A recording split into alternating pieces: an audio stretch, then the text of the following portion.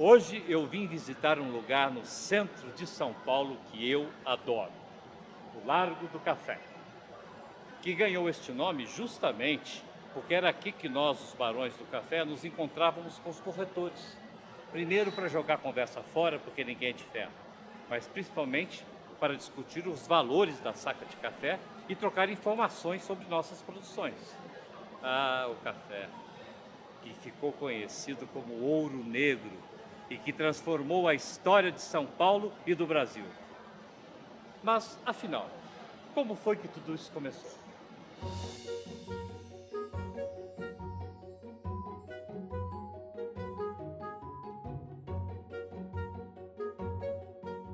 O café só chegou ao Brasil em 1727, quando um oficial português, Francisco de Melo Palheta, trouxe as primeiras mudas da Guiana Francesa que foram plantadas no Pará. Mas somente em 1781, quando o consumo da bebida crescia extraordinariamente na Europa e nos Estados Unidos, é que chegaram ao Rio de Janeiro, pelas mãos de João Alberto de Castelo Branco. Era o início de um novo ciclo econômico na nossa história. Não demorou para que o café chegasse a São Paulo, que a partir de 1880 tornou-se o seu principal produtor, criando cidades e fazendo fortunas e levando o país a controlar o mercado cafeeiro mundial no final do século XIX. O dinheiro do café exigiu investimento em infraestrutura, como a construção de ferrovias para o escoamento da produção, iluminação pública e os palácios rurais, fazendas históricas construídas pelos nobres da região. Ah, eu mesmo tive uma linda, que hoje é um hotel fazenda no interior de São Paulo. Eu ganhei muito dinheiro com café. Eu e os meus amigos. Mas quanto mais a gente ganhava, mais gastava. Eu, pelo menos, gastava muito. Mas como resistir aos importados, o luxo que vinha da Europa, principalmente da França? Era impossível.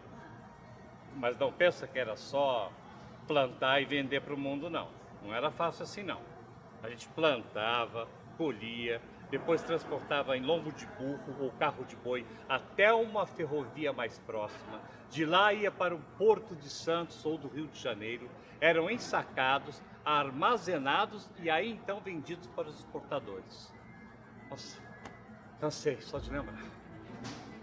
Na segunda metade do século XIX, os cafezais ocupavam enormes áreas no Rio de Janeiro e em São Paulo. E com eles surgiu uma nova classe dirigente, muito mais poderosa e opulenta do que os antigos barões do açúcar e que contribuiu para mudar a paisagem das cidades.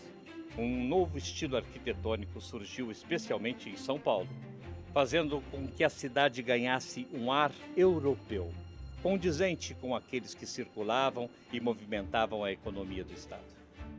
A ação urbanizadora do café permitiu não só a modernização das cidades, como também a revolução nos transportes, com a implantação das primeiras estradas de ferro e fazendo nascer municípios à medida em que elas avançavam.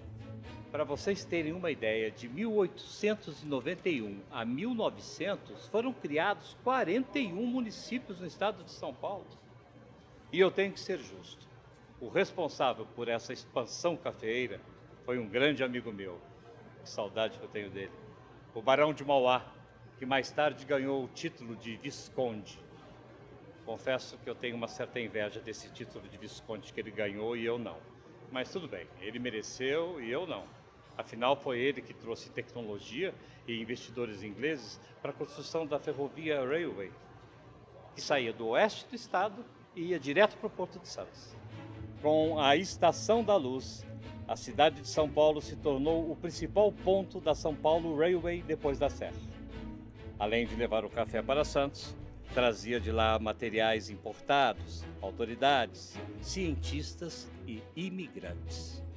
Em 1875, a cidade ganha uma nova ferrovia, a Estrada de Ferro Sorocabana, trazendo com ela mais investidores, fazendeiros e imigrantes. Nessa mesma época, são construídos os viadutos do Chá e de Santa Ifigênia. E hotéis, restaurantes, bancos e comércios se instalam no entorno. Mas não era só de trabalho que a gente vivia. A gente, quando eu digo a gente, estou me referindo à elite cafeeira e aos industriais emergentes. Queria entretenimento de qualidade aos moldes da vida cultural que as pessoas tinham na Europa. Se eles podem, por que a gente não? O resultado dessa necessidade foi a construção do Teatro Municipal em 1911, erguido pelo escritório de Ramos Azevedo, que dá nome à praça até hoje, e que continua lá soberbo, atraindo multidões para seus espetáculos. Bom, o resto da história vocês já sabem. Nos anos seguintes, São Paulo começou a ganhar prédios cada vez mais altos, começando aí uma verticalização que fez desta a maior cidade do país.